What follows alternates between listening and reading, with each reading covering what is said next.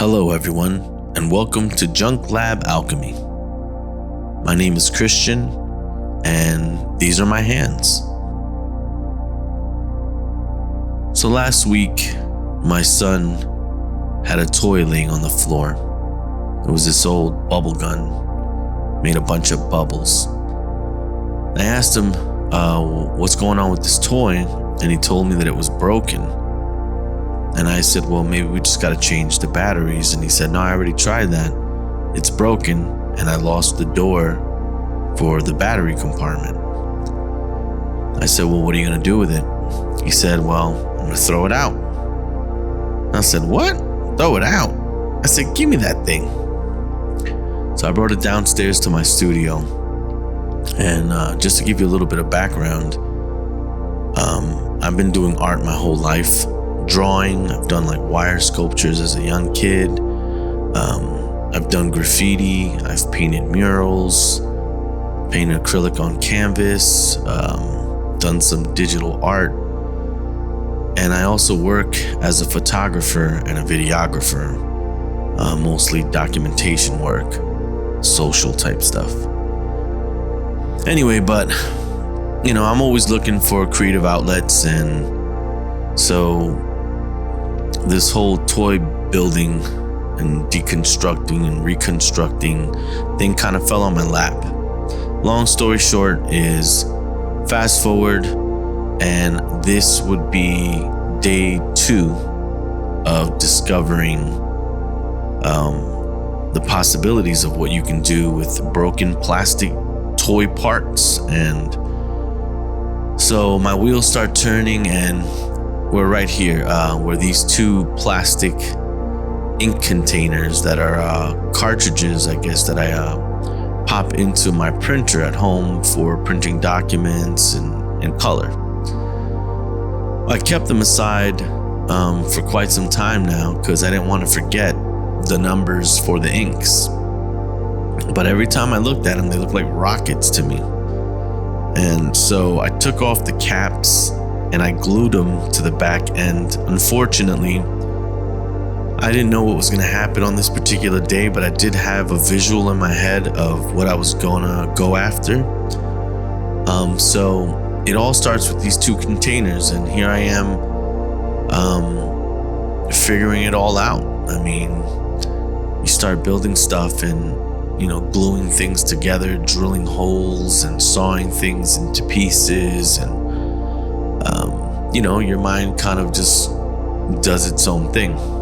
And so here I am trying to get these 2 guys to be somewhat of a, I guess, foundation or base part to what will be the full construction. And once I got that in place, well, it's not on video, but I stepped out for a couple hours with my wife and my kids, and we actually went looking for some secondhand toys and even hit up a couple of like dollar stores to see if I could find somewhat of a cockpit. And I found these little plastic cars on $1.25, and they had like wind up wheels and a little light inside, a little battery compartment. So I basically took that thing apart, which you saw earlier, and now I'm fitting that piece and this little cockpit hood on, and just trying to make it all fit on this new, I don't know, base piece, foundational piece. And that little triceratops you saw earlier, I also found at a secondhand store. And when I saw the doors on its back, I was like, these could be the wings on this little spacecraft, or whatever you want to call it. And yeah, I pretty much bought that, and I brought it home, and I took the doors off. And these 2 pieces right here, I took from these plastic microphones that they had at the dollar store. And they just looked like they would fit perfect. Now, I didn't have this thing with me at the dollar store, but in my mind, I saw the vision. And when I brought them home, they worked perfectly. Now, this is me eventually, I haven't gotten to this part, but I want to fit this little spacecraft to kind of sit on the back of this Triceratops, almost like these are the legs when it's on the ground, and it can take off from its back. But that'll happen later. For now, I wanted to continue working on the little spacecraft. These two little propellers came from a toy that my son got for Christmas. It's like a Ninja Turtle helicopter thing, and it came with extra propellers, and my son played with it for a few days and completely lost interest with it. So I doubt I'll ever need to replace the propellers, so I kind of installed them here. This was actually the lever I sawed off the back of the Triceratops, and I couldn't believe how perfectly it fit into that space on the back end of this cockpit. So I basically had to cut it down because I wanted it to kind of be more like a piece where the chair inside the cockpit would kind of sit on. And then here I am hot gluing the bottom part in, which didn't really close properly, obviously, because there's now these rods going through the middle. And I know I could have took a different route, but again, this is my second build, and I was more just kind of in a flow state. And when I get in these like zones where things just start magically falling into place, I don't go against it. And since I had plans of adding another piece over this front end here, which I'm doing actually right here, and I want to have that kind of sit just like that, and it'll kind of hide some of that stuff, those little imperfections under there. And as I built it out, I figured things would be added on, but it just felt right. So I just started kind of gluing things together. And again, this is my second time doing this. The night before, I made that first one out of the bubble gun, which unfortunately I didn't film anything of. I may have taken just a few photos, but this was ridiculous. So I saw these wings, or these doors that were on the Triceratops at the secondhand store, and in my mind I just knew they would fit perfectly. But I can't stress to you how crazily it fit on there, because the curve on the actual door itself fit like perfectly onto the bottom. So I got a nice good the glue adhered to it very solid. So, and then this is for a flute actually that I have. There's a 3D printed flute that I use for making music, and it came with these originally on it, but they were slightly smaller than the actual flute size. So if I turned the flute upside down, these things would slip right out. So I kind of just had them sitting there, and they were perfect for what I was trying to build here. So I said, let me sacrifice them, and I glued them on there because I wanted to add that blue wing on the back end of it. And then this here is a tire from another one of my son's toys that broke, and it has these it's a real knobby tire.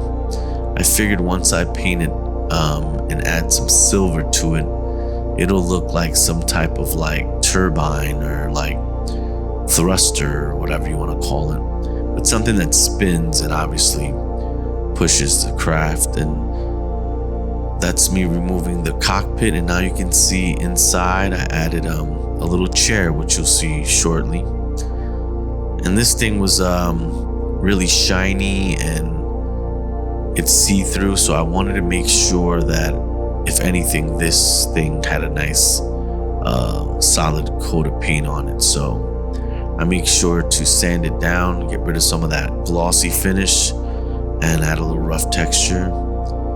This is me heating up some spray paint that's been sitting in a box for quite some time. I shook it up for about 20 minutes and I let it run under warm water for quite some time, and then I sprayed everything outside.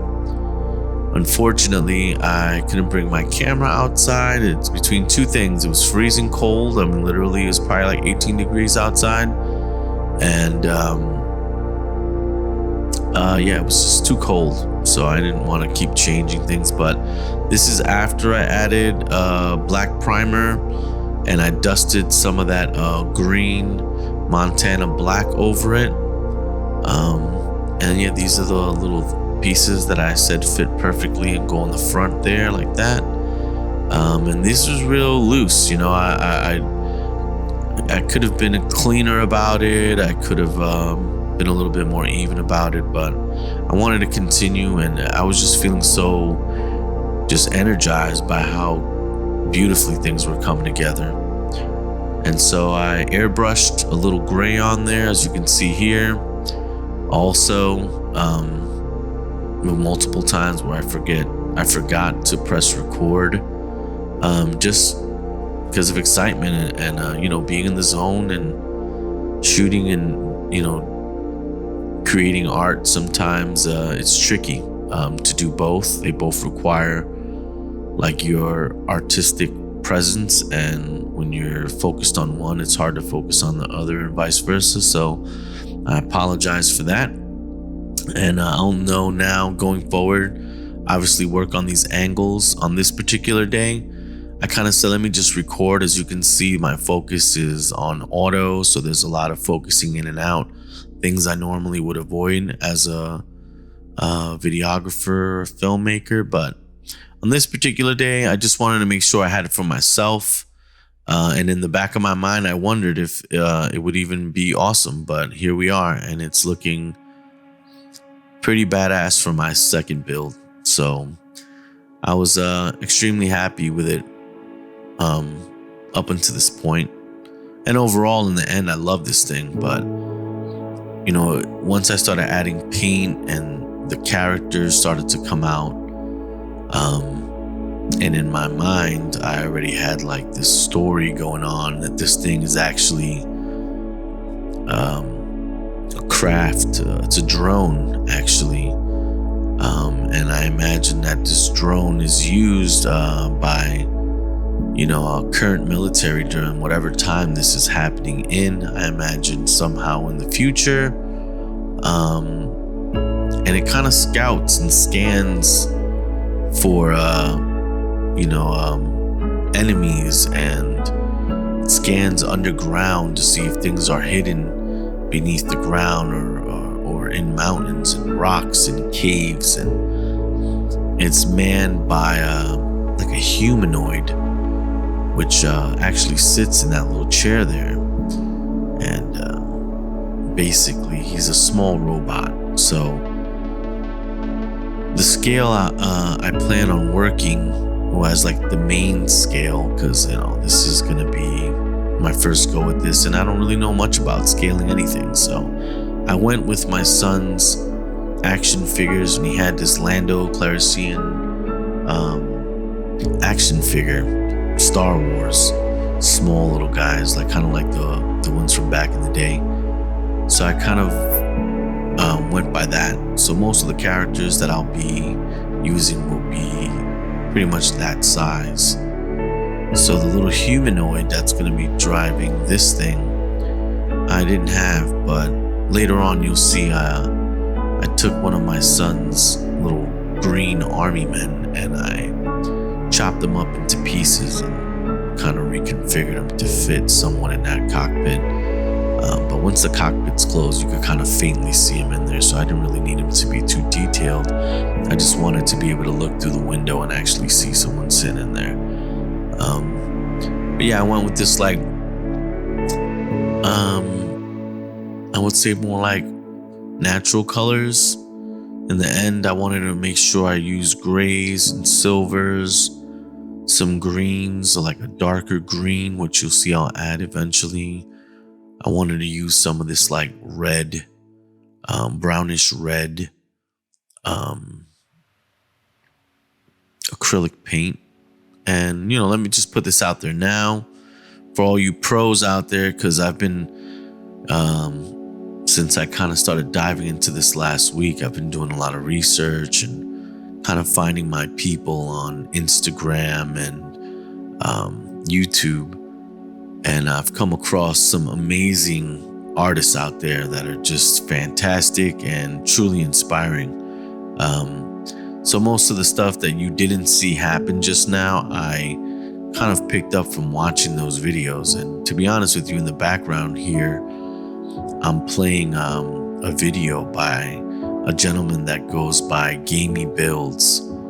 And he's a really respected artist in this world. And I know because I see so many people giving him, high praise. And so it's actually playing in the background while I'm building this thing. And the way I airbrushed it after I painted it, kind of, I went by something I saw that he did, and he kind of went in on all the, I guess, I don't know what you want to call them, accent lines and in between things, just adding kind of more depth to it. So I airbrushed it in.